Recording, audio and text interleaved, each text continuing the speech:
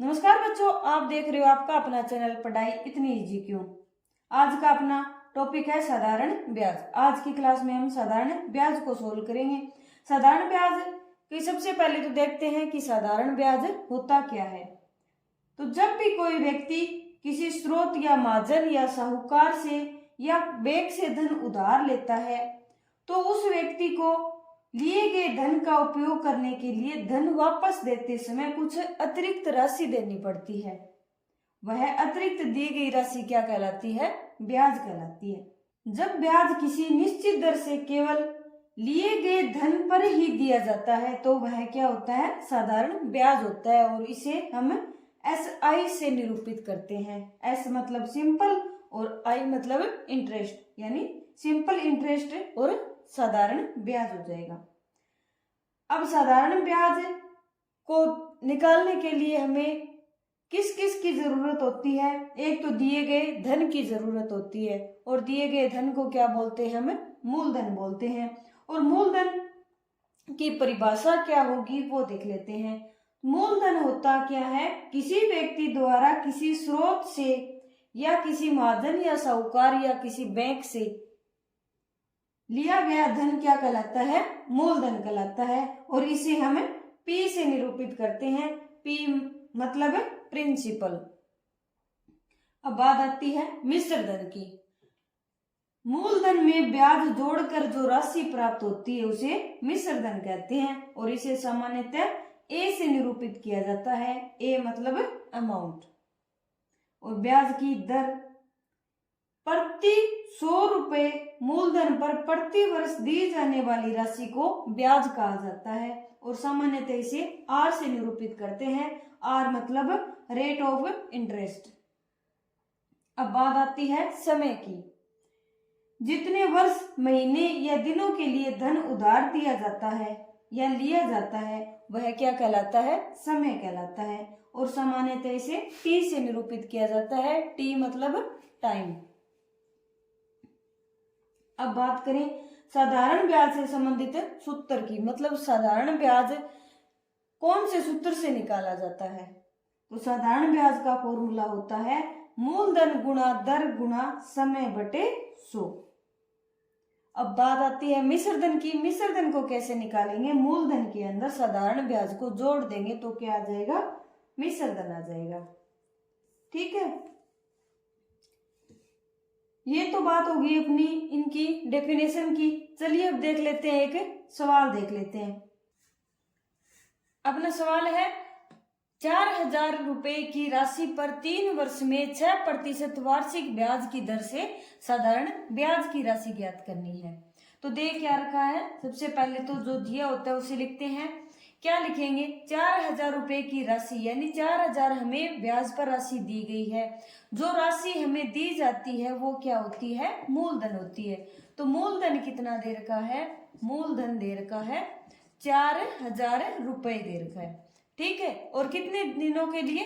3 वर्ष के लिए। तो समय कितना दे रखा है? समय बराबर 3 वर्ष। और वार्षिक ब्याज की दर क्या दे रखी है?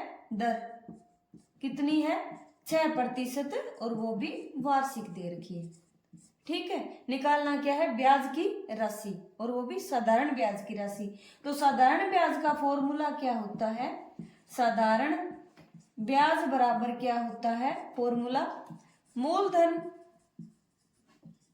गुणा समय गुणा दर बटे 100 होता है।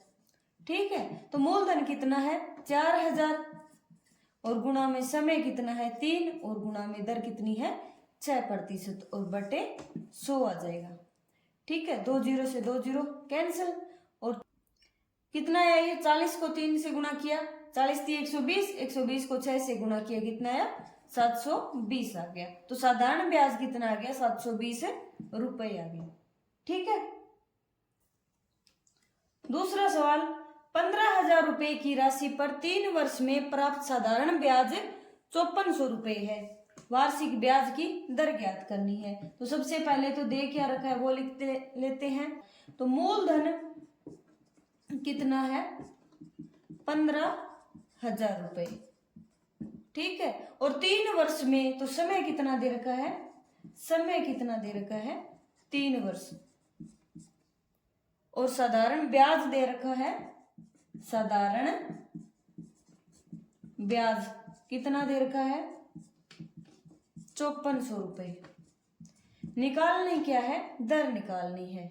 ठीक है, तो हमें फॉर्मूला क्या पता है कि साधारण ब्याज बराबर होता है मूलधन गुणा समय गुणा दर बटे 100। ठीक है, यानी साधारण ब्याज को किससे लिखते हैं, SI बराबर क्या होता है P गुणा में R गुणा T बटे 100 होता है। अब P अपने को दे रखा है और T दे रखा है और R निकालना है और SI दे रखा है, तो R को एक साइड रख लो और बाकी सभी को SI की तरफ ले आएंगे।